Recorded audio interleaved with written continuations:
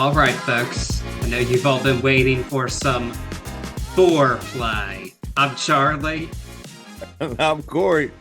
and this week we will be discussing the album 4 by Foreigner. I know that was a bit of a racy introduction there, but it was the only one I could think of off the top of my head to discuss this album. And this is on the heels of Foreigner's recent Rock Hall induction, which was long overdue. Definitely. I don't think there's much debate on that. And they Wow. finally got their flowers this year. Thank goodness. Yeah, man. Foreplay is I think that's fitting for these boys. It They is. are they're if I might, they're a tad bit risque. They get down, they get crazy. So I think foreplay is a good way to intro into these wild mothers. Yeah, they're a bit wilder than you might expect, the boys of Foreigner. But it's a Good old. perfect time to discuss them. So, yes, Foreigner recently got inducted into the Rock Hall this year after many people have been saying for years they just should have been in by now, which makes sense considering their success over the years and their songs have continued. Um, their songs have remained popular since their heyday. This album's over 40 years old, still gets regular rotation.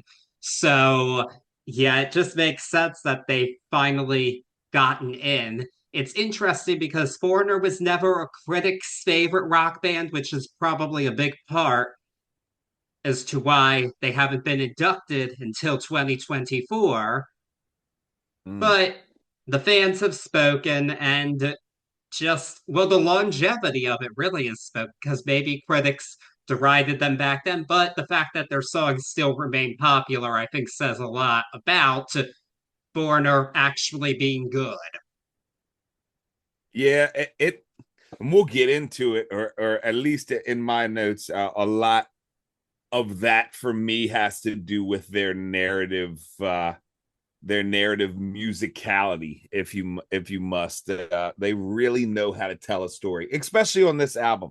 But if you look at the sum of their works, there's a lot of really personal and human stories inside it. They might not be stuff that everyone has experienced, but they are something that everyone can really connect with, can really, even if I'm reaching, but imagine themselves. I mean, not to get too far ahead, but even like Jukebox Hero, these songs where you are immediately immersed as whoever, as the lead character of these songs. So I really think that is part of their longevity. Oh, most definitely. And yeah, and this tribute at the Rock Hall, it didn't include any songs from this album actually, but they got a big all-star lineup for their tribute. They had the current touring band along with Chad Smith of the Red Hot Chili Peppers joined them. Sammy Hagar inducted them and performed with them. Demi Lovato sang a song. Kelly Clarkson got to sing with original lead singer Lou Gramm, who no longer performs with the band. Sadly, Lou Gramm was the only original member of Foreigner that attended the ceremony. Their lead guitarist Mick Jones has Parkinson's disease, so a lot of health issues going on with him. And so it that is a shame, but his daughter was there to accept it for him. And it was overall, it was a good tribute. They definitely brought out all the stops for them in lieu of most of the original band not being there. And it did go to show just even like a Red Hot Chili Peppers saying, yeah, this band means a lot to me and I'm going to play with them. Heck And yeah. that's saying something here. Most definitely, most definitely. I mean, you look at Dennis Elliott drums, and imagine Chad Smith growing up on that. You can't help but love that throwback there, that piece of inspiration that got shared with us. It was really cool. Yes, most definitely. But we're gonna have to go back to 1981 before we talk about the Rock Hall this year again. And circa 1981, Foreigner had some big turnover. This band had six members initially. It was whittled down to four. So that was part of the reason that this album's called Four, in addition to the fact that it is their fourth studio album. And they got a new producer, this one being Mutt Lang, who had just come to prominence. He had just produced the mega seller Back in Black from AC/DC, and this made him a super producer for the next 25 years. Yeah, Because it's pretty hard to imagine the sound of pop and rock music without Mutt Lang. agreed. I mean, how many times have we talked about him? But he's an integral part of many things. I mean, all the way up to Shania Twain. So Yes. from Foreigner to Shania Twain, for lack of more examples, but he definitely runs the gamut throughout pop culture. Period. Yes, well, Shania Twain's, that's the album that we did do of his so far, Come On Over. Yep. But he's done a lot of other stuff as well, some of which will probably end up here someday. Stuff like Def Leppard or Er, AC/DC. We haven't done them yet either, True. actually. True. So, yeah, Wow. yeah, kind of shocking, but we haven't. But yeah, he's done all kinds of stuff. But Lang, though the album was actually originally called Silent Partners, which I'm glad they didn't go with that title. I think four is a much better album title. Agreed. But Silent Partners. I don't think that would have worked. no, maybe as a song title, but not Yeah. as a album title. No, no, no. And this also, with departing band members, that meant there needed to be some new blood brought in. And one of the most significant contributors to this album was none other than a young man named Thomas Dolby, uh, on played some really notable synth parts on this album before he ended up going solo and having a mega hit with She Blinded Me with Science. Yeah, man. Yeah, that's kind of this whole that is basically the genesis of Foreigner's fourth album. And well, they may not have been a critical favorite at this point in time, but massively popular, three multi-platinum albums in a row by 1981. And they continued that streak with this album. This album has now gone six times platinum. It topped the charts in the US on the Billboard 200 for 10 weeks, non consecutive, which that might not sound impressive, but it actually kind of is because this album had three separate stints at the top of the charts over a span of months. So it was in these upper reaches for a long time and was a steady player. It ended up being the number three album of 1982. So, Yeah, I mean that seven singles will do that to you. mhm. You really spread across those 2 years. Yeah, and they were successful singles that have stood the test of time. Yeah. And yeah, we'll talk more about the storytelling as well of it all, because that's definitely helped these songs adapt to the 21st century. And but yeah, I'm ready to dive into this one. I'm really glad that this won the poll. I actually have this album on vinyl. I've had it for a while. It's a favorite of mine, so I'm really glad that our wonderful listeners decided that we should cover this album. Yeah, man, let's get at it. All right, so the album begins with Nightlife.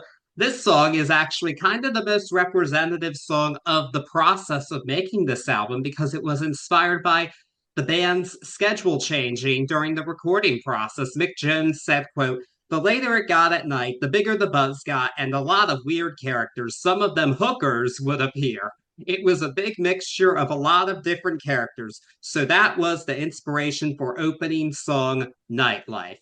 And I think this is a fantastic album opener. Really just punchy, very melodic, underrated tune overall. Actually, somewhat surprisingly, wasn't a single. Yeah, it's wild. If you look at the singles, and we'll go through them, it's crazy that this wasn't one of them. Yeah, a little bit. And it's pretty well regarded as an underrated Foreigner song. Nightlife. Really, yeah, I don't have a ton else to say about the song other than I really like it. Yeah, it's unsung. I'm with you though. I enjoy it. But it being an unsung hero on this album is wild to me because it's such a foreigner experience here, especially with Dolby being in the groove here. You get that right off the bat. It's I mean, you get your Mick Jones immediately, but you also get Dolby in there. You get that sound, and you get introduced to those synths early on. It's great. I mean, this is the start of us talking about these easy, for lack of better words, easy read or easy listen stories here because you can live, or at least I can live right along with this tune. I immediately connect to it. I immediately understand what my character is doing inside of this narrative, and it's a fun ride. It's almost like living vicariously through Foreigner on this stroll down the avenue, this stroll through the nightlife. It's a good one. It gets the album moving too. Um, and I read a lot of back and forth on this. People think it's like too easy listening for Foreigner, and it's too almost campy. But I disagree on those opinions. This one sets the tone perfectly for me. So a good way to open this album up. Yeah, I like that you comment on the storytelling of it all because I don't think that any song exemplifies the storytelling of Foreigner better than the next song, which is Jukebox Hero, the Yeah, man. iconic song that we all know and love. If you don't love it, I haven't met you, and I'm not sure I want to, because it's Jukebox Hero. Yeah, so there's a conflicted stories on this song's inspiration. Um, Mick Jones said that this song was inspired by a fan who waited just hours in the rain to see the band. And Lou Graham said it was about him trying to see Jimi Hendrix and not getting in. So that's a shame either way, especially the Hendrix part, because well, not too many opportunities there, unfortunately. But either way, very classic tune was created. It kind of was two songs in one. Lou Graham wrote this Take One guitar song while Jones wrote the Jukebox Hero portion, and it all came together and it sounds like one song. It doesn't sound like two separate songs. That's very helpful. This was the third or fourth single from the album. I'm not remembering. I should know that. And the shocker of all, this only charted at number 26 on the Hot 100, which is just mind blowing to me because this song has endured so much over the years and is definitely one of Foreigner's signature tunes. But I was glad that you talked about the storytelling because it did remind me this is one of two songs from this album that was featured in the hit Broadway musical Rock of Ages. And yes, it's a jukebox musical, but actually, these Foreigner songs in particular really do show what they're going for. Like they do advance the plot. I feel like they wrote the musical was written around 80s rock songs. That was, of course, their concept. But I would think that this had to be one of the songs they put the plot around, frankly, would be Jukebox here because it really does work as a show tune as well. I know Rock of Ages could be considered a pretty lightweight musical, but it does have a plot to it. Like there's stuff going on, and it's also very funny. But I think this is a perfect example of how Foreigner's songs can be used in different fields effectively. Yeah, most definitely. For me, the real connectivity is, and I it's not just me, but in my life, this has happened more than once to me. I mean, I can relate with not making it into a sold out show. And as I've grown, this song has stayed with me. It's one of those ones for me that I can automatically listen to, and it puts me in a different frame of mind. It gets me going. It's the for me, I'm gonna use the word the ultimate, but it's the ultimate. I talked about living vicariously, but this is like the ultimate imagination song. You know, this is the one. You are the jukebox hero, whether you like it or not, listening to this, because it automatically wraps you up in this beautiful story that for so many is relatable. I mean, you touched on it being two different songs. Shout out to Mutt Lang on this for putting that together, because really this could have been a train wreck, and it came out of the studio, some say the best Foreigner song of all time. It blows my mind, and you touched on it a little bit, but the Billboard success or lack of in that number is so wild, because the generations after had so much fun with this song. This is a mainstay on the radio, to this day, like on oldies stations. I say oldies, but you know, on classic rock stations, it's a mainstay. So it's wild to see that it wasn't really ran with, so to speak, right off the bat. The way this song is heralded these days, I would automatically say top 5 Billboard when it released. So it's wild to think that it didn't catch on automatically. Especially, it's wild to think that this wasn't the first single of the album, but in hindsight, you know, from what I relate to in the song, I would figure this would be the first one for me over the one that it is, and we'll get to that one when we get there. But this is definitely a banger at the very least, but a great number 2 as well, because we stay in this really narrative mindset, and I think that's something that is super awesome with Foreigner. You know, I've talked about it enough already, but it's neat to see this narrative mindset keep going. So Jukebox Hero, I could talk about that one all day. It's a great one.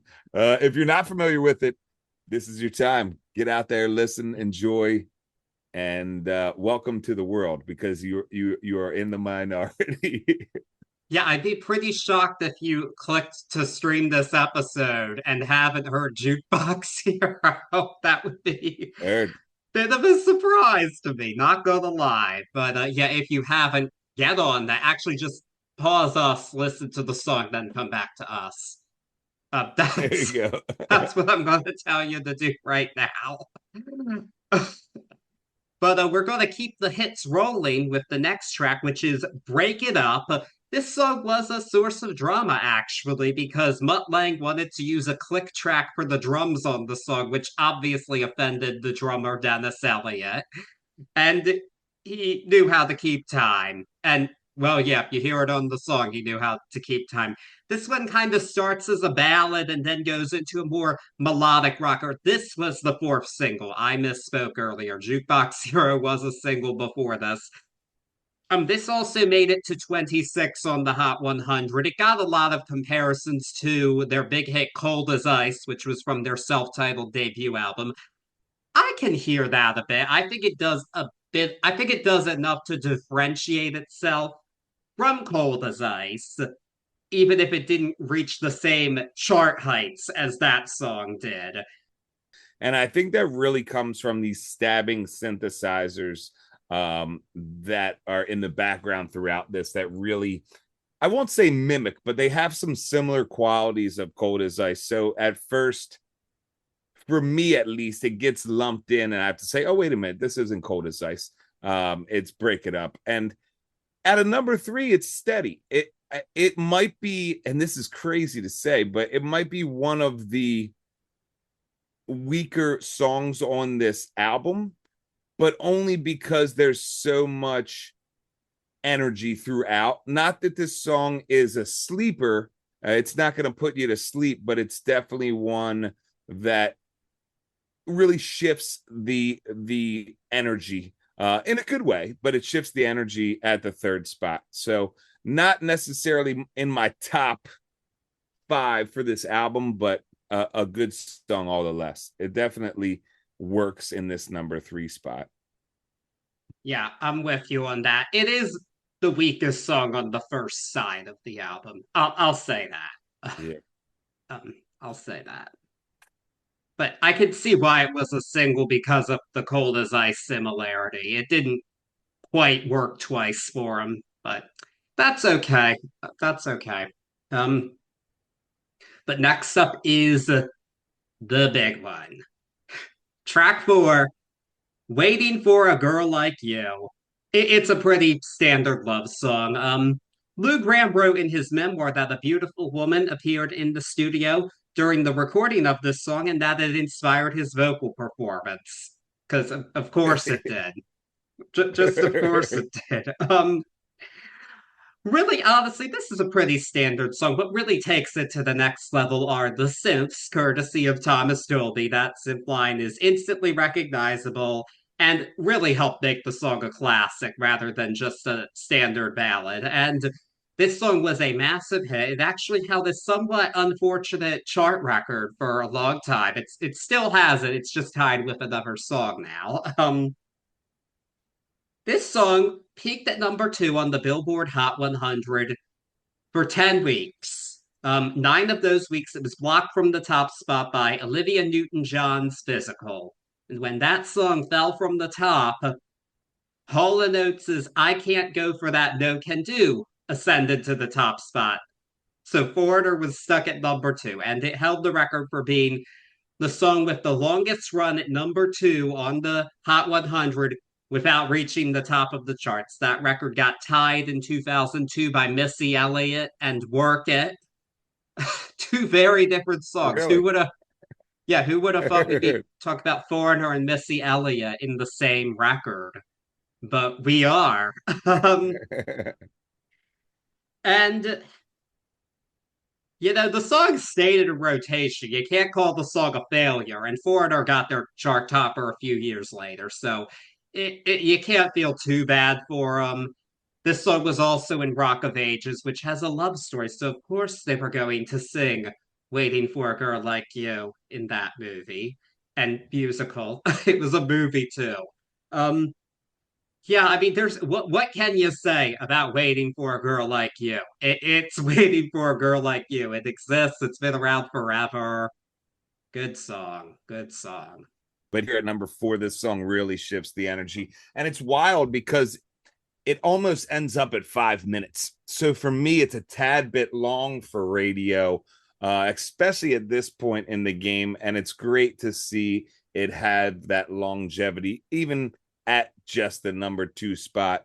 You can see why. As far as everything going in, I mean, even Dolby saying Lang left him in the studio to his own accord, like a kid in a candy shop, I believe the quote was. But the intro on this is, for me, the height of what we get from Dolby on this album. He's in there with the mini mod going at it.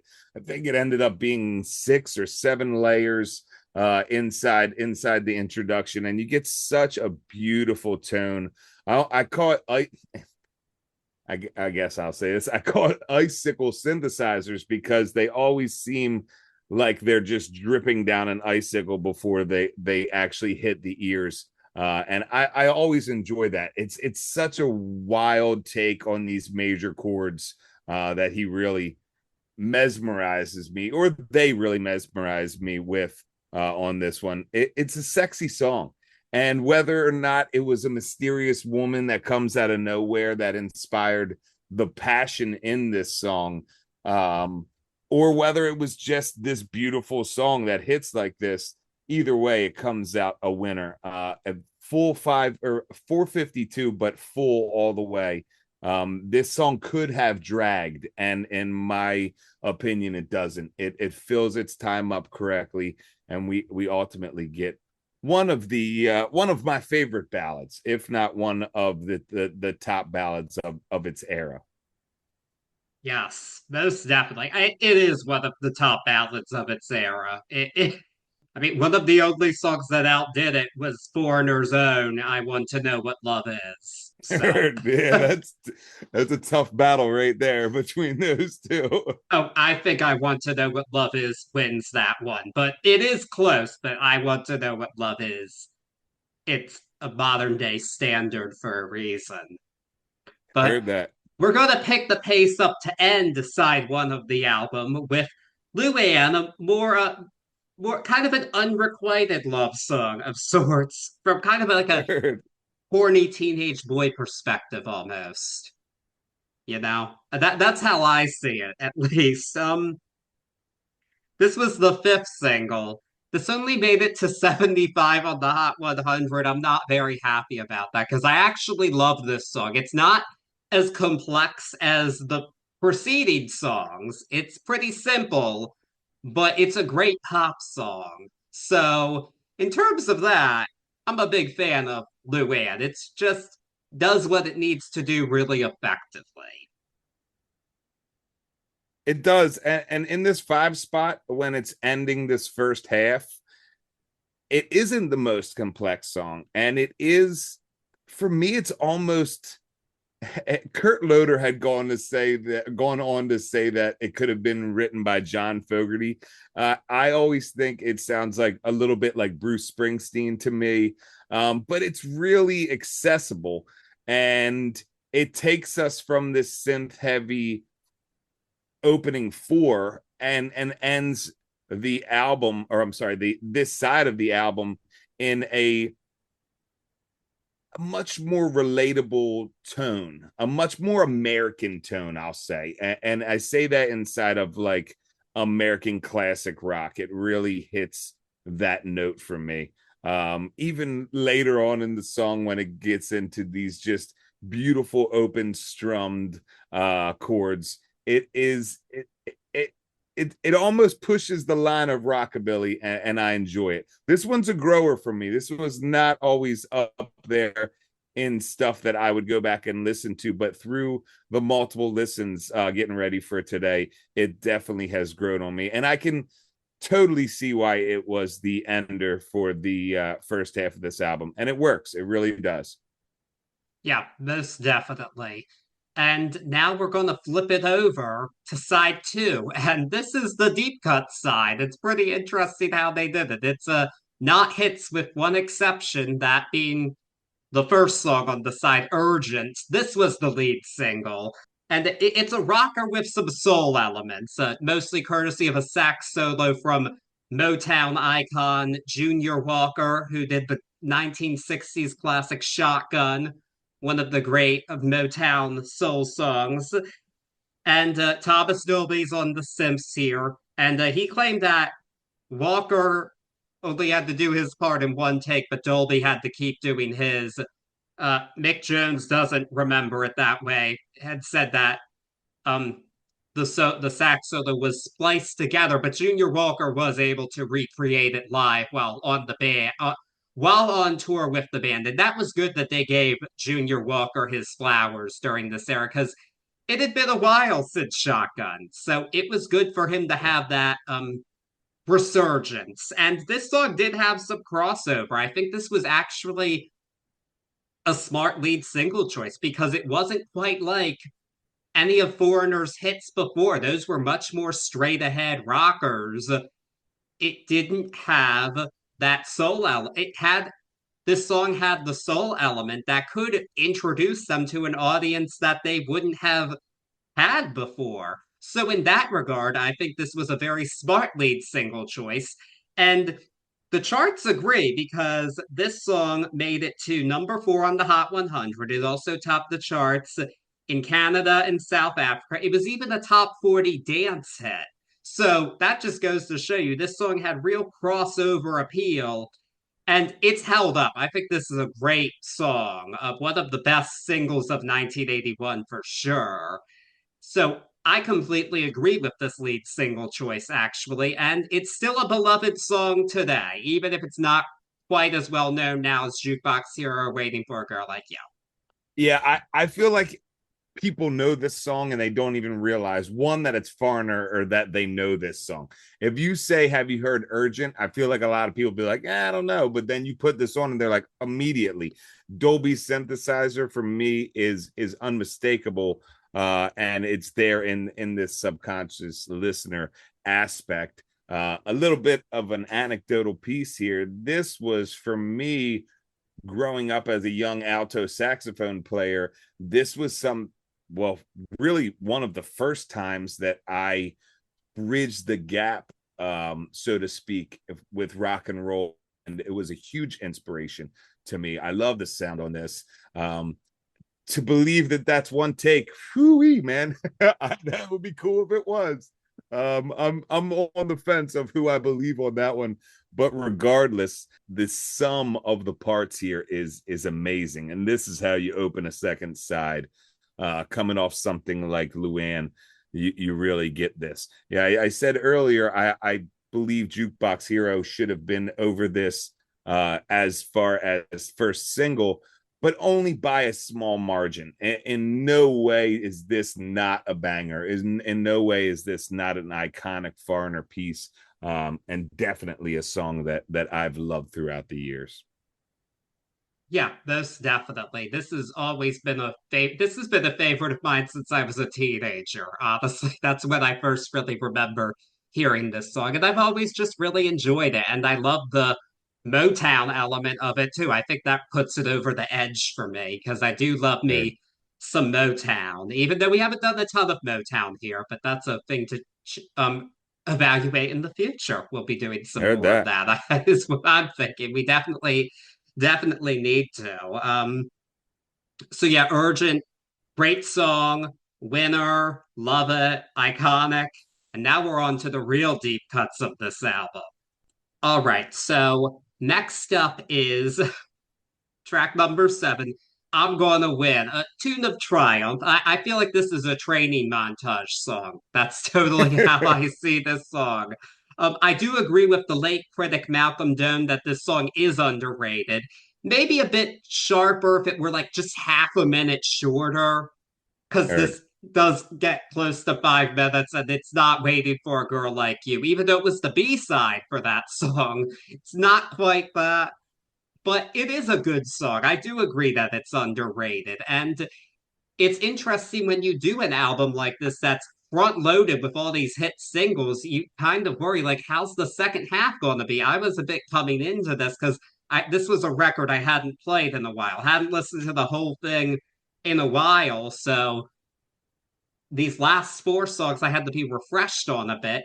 And so far, I think we're off to a good start, especially since the first half was so front loaded. I think this is a solid 2. It's solid for me in the aspect of that it is musically intricate. It's super intricate. The composition here is very very packed with all types of oh man, what's the word I'm looking for here? The composition is packed with all types of next level play here. For me, it always hits me a bit weird because I'm gonna go. I might be misspeaking here, but the minor keys that Dolby has or that the synths have here almost have a weird foreboding, almost like a Halloween, like a spooky aspect to them. And for me, that doesn't necessarily fit the narrative here, which is weird for the Foreigner, weird for Foreigner as far as we've seen so far. But when I get outside of that and really enjoy this song for its musicality, it is an unsung song here. It definitely is a deep cut. I'm 100% with you. Right in my notes, just I say like 30 seconds, like half a minute, maybe a minute. You can really cut this back and really edit it. I think it works a little bit better, but in no way a terrible song, just a real deep cut. And judging from the pacing so far, I'm with you too, as on the aspect of this album is so heavily front loaded that this second side could have fell flat on its face, but what it does is really gives us some deep looks into the musicality of Foreigner, and I dig that. I dig that for hopefully on purpose in the second half. I couldn't see it not being the way this is structured, but you really get it in full form here. Most definitely. And we're going to go a bit more into that with the next song, which is Woman in Black, another story song, very much so. I think this song expands on the darker elements lyrically of nightlife and Heard. puts it into the sonics a bit. Ultimate Classic Rock put this song all the way up at number 3 on their list of underrated Foreigner songs, and Oh, heard. love that for them. I love Ultimate Classic Rock. That's one of my favorite websites because, well, if you know me as a person, of course it is. If you've been listening for a while, I can definitely see why they would put this up there. It's a bit different for this band, which is definitely part of like why it wasn't a single. It is a bit of a stretch for them, but I like it. I do like that this band actually just doesn't follow the formula that you expect from the singles, even though on this album they were breaking from that formula a bit by introducing new sounds and adapting to the 80s. But yeah, this is a cool song, and it's we just passed Halloween, but it's good for that time of for Halloween, I think. Yeah, a good old Woman in Black for Halloween is always a must. This one sitting again at the almost 5 minutes is one that I feel is full. I don't have that same note of just a little bit shorter here. This song, man, this you talk about going outside of the box, especially for this album. This is the song for me. I feel like it gets a lot of automatic skips because of its complexity. But if you ride this one out, it really screams. And especially the guitar play here, it really, really rocks. It's something that I, as a listener, was not expecting first time or even a few times, through the listens for this. But it's one that I find myself going back to because of the musicality of it. I really enjoy this song. And I don't think I would have said that in years prior, but really getting down with this album, it's definitely might be one of the most unsung heroes of this album. Most definitely. And it is a song that I think just helps elevate the album big time in terms of just being a strong deep cut beyond all the top 40 hits. Heard. Does so much for that. And another song on that Ultimate Classic Rock underrated list is the next track, which is Girl on the Moon. This is a favorite of Mick Jones himself, too. And um yeah, Ultimate Classic Rock noted that it was overshadowed by Waiting for a Girl Like You. It's not quite as musically memorable of that song. I do think it's lyrically more memorable because it's a bit more creative in terms of that, obviously. And I do appreciate that. This was the B side to Urgent. Good choice, good contrast with that. It was said in the UCR article this could have been a contender. I think it would have been a contender on a different album, just not this one. This one Yeah. it is overshadowed by a lot of other songs, unfortunately. But it is a good song still. Actually, it's a good song. It just surrounded by titans. Yeah. Surrounded by Titans, but also for me, as the penultimate track, it does a great job on this side. And this side, I feel like it's tough to do, but it did it well. It really brings us down for a second, makes us concentrate, makes us listen because it goes down to a softer tone here, even though it gets its point across musically. It really, for me, brings me in as a listener and hones my listening before this album lets us go in the end track. And I really dig it for that. This song, is amongst Titans on this and could have got lost, but I think the redeeming quality is, for me at least, is the fact that it brought me down. The riff basically goes through the whole entire song, and that can really flop and really, it's a really easy way to make a stagnant song, and I don't get that here. They are successful over and over again. I talk about the musicality of this album, but Foreigner can get lumped in with this just crazy era of the 80s, written off as just wild rock and roll. But these guys were true pioneers of sound and true musicians that should be heralded and put in the Rock and Roll Hall of Fame. But Girl on the Moon really shows their ability to give us these variations and not have them fall flat on their face. Most definitely. Foreigner was really lumped in as being a corporate rock band. Their other peers being in that of this era being Journey and Styx and REO Speedwagon, all of whom really had peak years in 1981. And Journey's gotten a reevaluation, understandably, because their songs just have not disappeared. And Steve Perry was a really one of a Steve Perry's such a great singer, you can't deny that he elevated Journey so much. But Foreigner deserves their flowers as well, and they don't have as strong of personalities as like your Van Halens of the era. They don't have that going for them. But just in terms of songcraft, they've got that in Yeah, spades. So agreed. that's really why we have to be discussing them today. That's a big part of it. And now we're sadly at the end of the album with the final track, which is Don't Let Go, a kind of a We Belong Together kind of song. This is kind of a boring closer, actually. I don't really think it closes the deal for the album. It's a shame that they put the filler as the closer. So I don't love that. Yeah, for me, it's not that it's a shit song, or it's not that it's their worst song.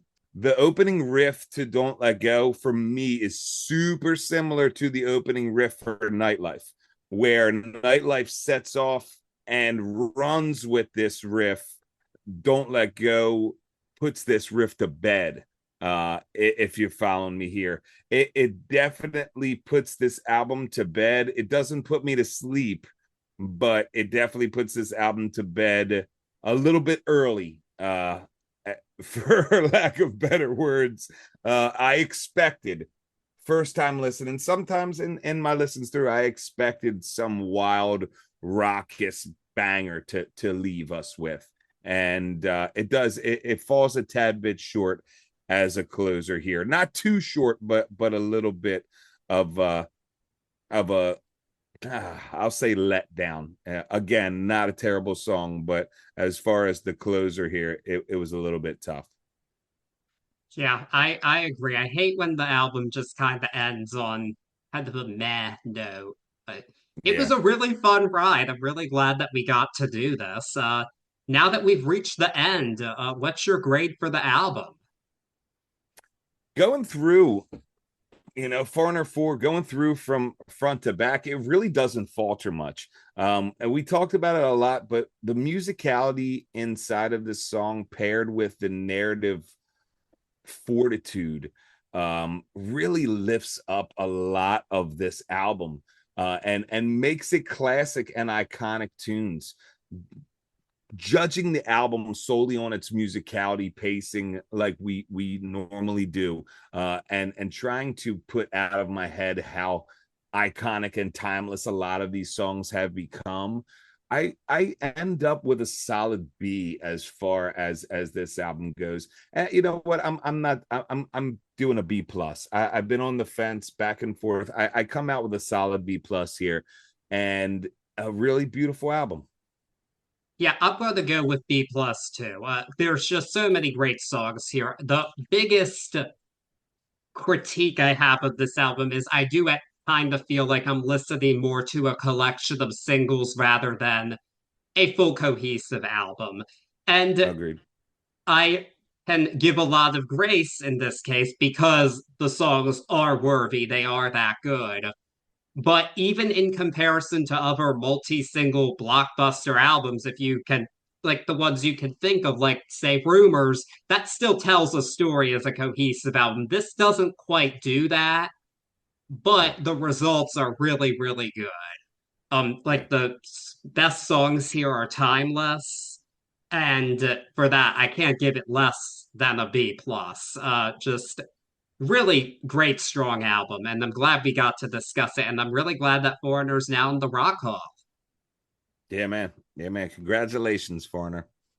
Yes, and we're going to continue our Rock Hall journey, even though the ceremony has passed. The next album we're going to do, it's not somebody who was inducted this year, but it is somebody who performed at the ceremony. In fact, she performed for Cher, and of course, I have some thoughts on her tribute to Cher. But in addition, how that she's in an album cycle right now. Uh, Dua Lipa. So we'll be discussing her newest release, Radical Optimism. Uh, not quite as much of an event as Future Nostalgia, but I do want to discuss the album and see how the Cher tribute fits into this album cycle and tour cycle, as I guess you could say, and how it all comes together and what's next for Dua Lipa after all of this. Because it's an album doing this show. There's some new albums that when we don't cover them, we don't spend as much time with them as we would if we weren't doing a podcast. And Radical Optimism is definitely one of those for me. I didn't spend as much time with it as I would have liked, so I'm looking forward to doing so. Yeah, I've always been intrigued with her.